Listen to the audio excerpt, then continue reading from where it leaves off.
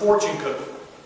Was at a Chinese restaurant a couple weeks ago, opened up the actual fortune cookie, and the message inside said, your fortune lies in your follow-up. Your fortune lies in your follow-up. If you make a contact with somebody and you don't get back to them, they're not going to probably join you. Okay? You got to turn around and you got to be creative on prospecting. How do you bring more people into your circle? And then if you prospect like crazy, but don't follow up with them, it's not going to grow. It's not going to become as productive as you really want it to become if you're not being proactive. And I'm going to just finish with one real quick story before I wrap my session up here. Back in 1989 is when I got into network marketing. People look at people who are successful today in network marketing and they come to the realization that these people have always been successful. That's not the case. Most people successful today in network marketing have failed a time or two. Okay? This is not an experiment by Stan Charleston. This is not an experiment. This thing will become a 10, a 20, a $30 million a month company. How much of that do you want? And so I look back at my career in the industry. At a point in my life, I was so broke. I was so broke, I was 5 months behind on car payments.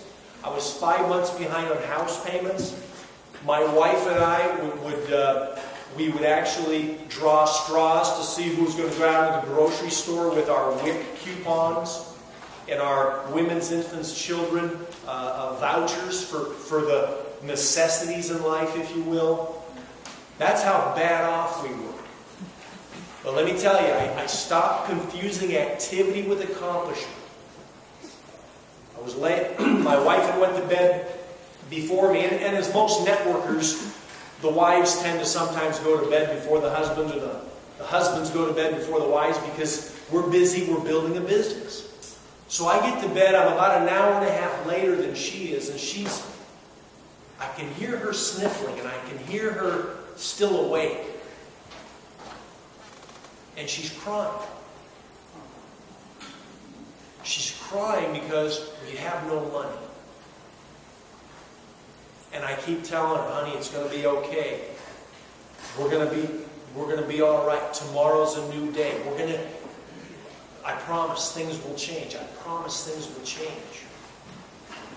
And I've been at that my point a couple times in life, to be really honest with you. But this one time, it was the last time that we've ever really been broke. I determined really with each of the tears that hit that pillow that I wasn't going to confuse activity with accomplishment. And I'm encouraging you, don't confuse activity with accomplishment. Thank you very much.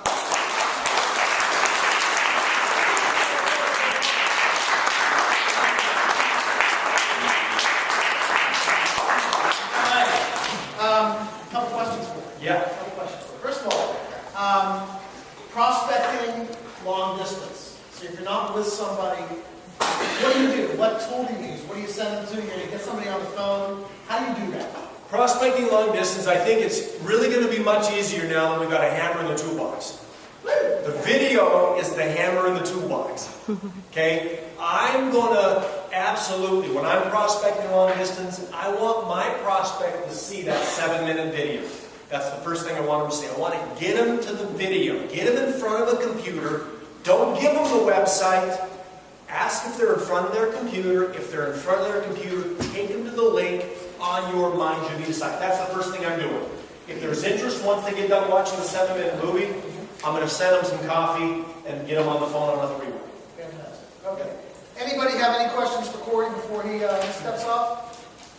Fantastic. Korey, we appreciate it. Thank you very much. Thank you for the opportunity.